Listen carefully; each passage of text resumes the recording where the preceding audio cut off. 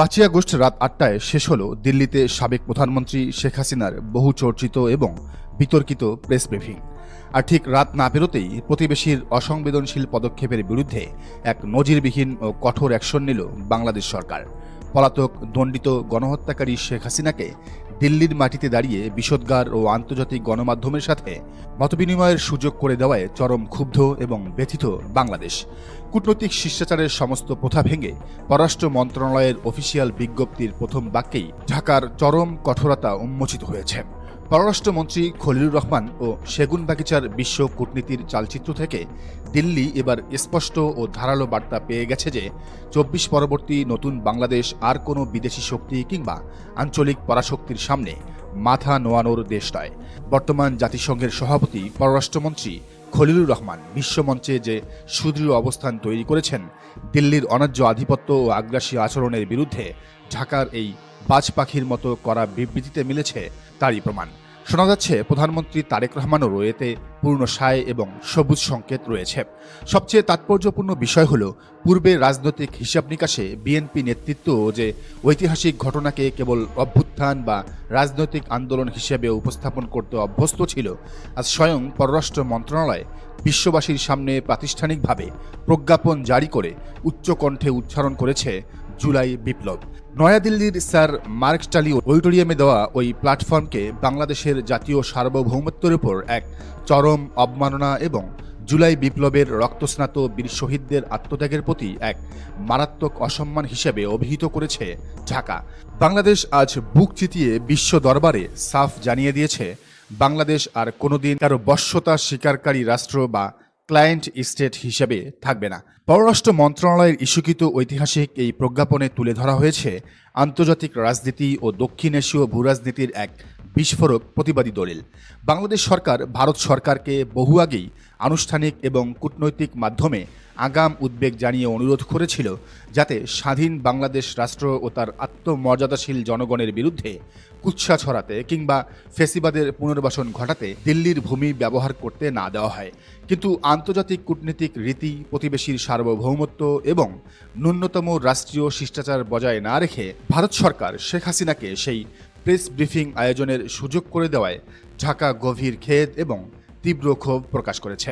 বিবৃতিতে চাবুক মারার মতো কূটনৈতিক ভাষায় স্মরণ করিয়ে দেওয়া হয়েছে 2024 সালের জুলাই আগস্টে শেখ হাসিনার ফ্যাসিবাদী সরকার কর্তৃক কোলের শিশুদের ওপর চালানো নির্মম গণহত্যা এবং জাতিসংঘের নিরপেক্ষ অনুসন্ধানে প্রতিষ্ঠিত সমস্ত সত্যকে অস্বীকার করার এই চক্রান্ত আসলে এক পলাতক গণহত্যাকারী এবং তার অপশক্তির ইতিহাস উল্টে দেওয়ার এক ব্যর্থ পায়তারা মাত্র। বাংলাদেশের সচেতন ও আত্মমর্যাদাশীল জনগণ অতীতেও যেমন ইতিহাস বিকৃতির এমন জঘন্য চক্রান্ত ঘৃণাভাবে প্রত্যাখ্যান করেছে, 24-এর রক্তস্নাত বিপ্লবোত্তর বাংলাদেশেও তা ধুলোয় মিশিয়ে দেওয়ার জন্য তারা চিরতরে প্রস্তুত রয়েছে। পররাষ্ট্র মন্ত্রণালয়ের এই বজ্রকঠিন বিবৃতিতে ভারতের দ্বিমুখী কূটনীতির আসল এবং নগ্ন চেহারা বিশ্ব সম্প্রদায়ের সামনে পুরোপুরি উন্মোচিত হয়েছে। ঢাকা অত্যন্ত স্পষ্ট ও প্রখর ভাষায় জানিয়ে দিয়েছে, 2013 সালে বাংলাদেশ ও ভারতের মধ্যে স্বাক্ষরিত দ্বিপাক্ষিক প্রত্যাবর্তন চুক্তি অর্থাৎ এক্সট্রাডিশন ট্রিটি আইনতভাবে বহাল থাকা সত্ত্বেও আন্তর্জাতিক অপরাধ ট্রাইব্যুনালে দণ্ডিত আসামি শেখ হাসিনাকে বাংলাদেশে ফেরত পাঠানোর জন্য বারবার কূটনৈতিক পত্র পাঠানো সত্ত্বেও দিল্লির কাছ থেকে আজও কোনো ইতিবাচক জবাব পাওয়া যায়নি। একটি বৈধ ও আন্তর্জাতিক আইনি চুক্তিকে বুড়ো আঙ্গুল দেখিয়ে আসামিকে আদালতের কাঠগড়ায় সোপর্দ না করে উল্টো কোনো সুনির্দিষ্ট রাজনৈতিক ওসিলায় তাকে বিশ্ব গণমাধ্যমের সামনে খোলামেলা বিষোদ্গারের সুযোগ করে দেওয়া বাংলাদেশের কোটি কোটি মানুষের আবেগে সরাসরি আঘাত এনেছে। ভারতের এই চরম অনাকাঙ্ক্ষিত অবস্থান বাংলাদেশ ও ভারতের মধ্যে সমতার ভিত্তিতে সৌহার্দ্যপূর্ণ দ্বিপাক্ষিক সম্পর্ক পুনর্গঠন এবং দুই দেশের মধ্যকার ভবিষ্যতের বন্ধুত্বের স্বাভাবিক বিকাশকে মারাত্মকভাবে ব্যাহত করেছে বলেও বিজ্ঞপ্তিতে উল্লেখ করা হয়।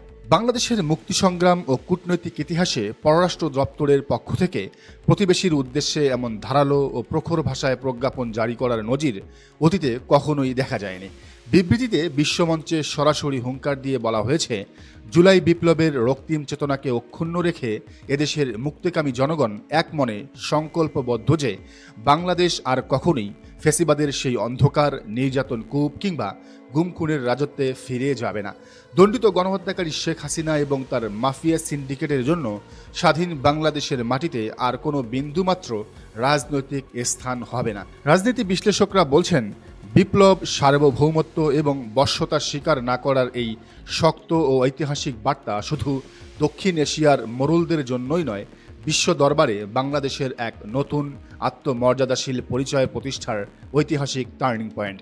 বাংলাদেশ সবসময় ভারতের সাথে সমতা, পারস্পরিক শ্রদ্ধা, একে অপরের অভ্যন্তরীণ বিষয়ে হস্তক্ষেপ না করা এবং জাতীয় মর্যাদার ভিত্তিতে একটি গঠনমূলক, কল্যাণকর ও ভবিষ্যৎমুখী দ্বিপাক্ষিক সম্পর্ক বজায় রাখতে আগ্রহী। কিন্তু সেই পারস্পরিক শ্রদ্ধাবোধকে যদি দিল্লি তাদের পুরনো আঞ্চলিক সুপিরিয়রিটি কমপ্লেক্স বা দাদাগিরি দিয়ে বিচার করতে চায়, তবে স্বাধীন বাংলাদেশেও আন্তর্জাতিক আইন ও নিজস্ব সার্বভৌম শক্তিতে মোক্ষম জবাব দিতে আর এক চুলো পিছপা হবে না। নয়াদিল্লির এই উস্কানিমূলক পদক্ষেপের পর ঢাকা থেকে চট্টগ্রাম কিংবা রাজশাহী থেকে সিলেটের প্রতিটি বিশ্ববিদ্যালয় ক্যাম্পাস ও রাজপথে এখন নতুন প্রতিবাদ ও তীব্র ক্ষোভের বিস্ফোরণ ঘটেছে।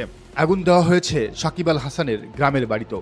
সাধারণ নাগরিক ও বিপ্লবে অংশ নেওয়া ছাত্র জনতা প্রশ্ন তুলছেন, কূটনৈতিক শিষ্টাচারের সমস্ত নিয়ম ভেঙে যখন এক দণ্ডিত গণহত্যাকারীকে দিল্লির মাটিতে বসে আন্তর্জাতিক মিডিয়ার সামনে তোপ দাগার সুযোগ দেওয়া হয়, তখন জাতিসংঘ ও বৈশ্বিক মানবাধিকার সংস্থাগুলো কিভাবে নীরব দর্শকের ভূমিকা পালন করে? জাতিসংঘের ডিপ্লোম্যাটিক নেটওয়ার্কে অত্যন্ত দক্ষ পররাষ্ট্রমন্ত্রী খলিলুর রহমান এবার এই দ্বিমুখী আচরণের বিরুদ্ধে আন্তর্জাতিক ফোরামগুলোতে আইনি নথিসহ পাল্টা অবস্থান নেওয়ার কূটনৈতিক ব্লুপ্রিন্ট সাজাচ্ছেন। রয়টার্স বা আন্তর্জাতিক মিডিয়া যাই কাভার করুক না কেন, বাংলাদেশের 16 কোটি মানুষ যে আজ এক বাক্যে ফ্যাসিবাদের বিরুদ্ধে এবং নিজেদের জাতীয় অখণ্ডতার পক্ষে শক্ত প্রাচীর হয়ে দাঁড়িয়ে গেছে, পররাষ্ট্র মন্ত্রণালয়ের এই ঐতিহাসিক স্টেটমেন্ট তার সবচেয়ে বড় জাতীয় এবং আন্তর্জাতিক প্রামাণিক দলিল। পররাষ্ট্র মন্ত্রণালয়ের এই অভূতপূর্ব করা প্রেস বিজ্ঞপ্তি স্পষ্ট কূটনৈতিক বার্তা দিয়ে দিয়েছে, বাংলাদেশ এখন থেকে সম্পূর্ণ নিজের শর্তে, নিজের সার্বভৌম মর্যাদায় এবং এদেশের কোটি কোটি জনগণের ম্যান্ডেট অনুযায়ী চলবে। নয়াদিল্লির নীতি নির্ধারকদের জন্য এখন এক বড় সিদ্ধান্তের সময়। তারা কি এক দণ্ডিত আসামিকে রাজনৈতিক দাবার চাল হিসেবে ব্যবহার করে 18 কোটি মানুষের স্বাধীন বাংলাদেশের সাথে চিরতরের জন্য ঐতিহাসিক শত্রুতা তৈরি করবে, নাকি 2013 সালের প্রত্যর্পণ চুক্তি মেনে নিয়ে আইনের শাসন ও পারস্পরিক মর্যাদার নতুন যুগে প্রবেশ করবে? পররাষ্ট্রমন্ত্রী খলিলুর রহমান এবং প্রধানমন্ত্রী তারেক রহমানের নেতৃত্বাধীন সরকার লাল সবুজের পতাকার সম্মান রক্ষা করতে সার্বভৌমত্বের প্রাচীর হয়ে বুক চিতিয়ে দাঁড়িয়ে আছে। এখন দেখার বিষয়, সাউথ ব্লকের রাজপ্রাসাদ থেকে ঢাকার এই বজ্রকঠিন বার্তার কি জবাব আসে। প্রিয় দর্শক, পুরো বিষয়টিকে আপনি কিভাবে দেখছেন জানান মন্তব্যের ঘরে। আর এই চ্যানেলে নতুন হলে অবশ্যই সাবস্ক্রাইব করুন এবং বেল আইকনটি বাজিয়ে রাখুন।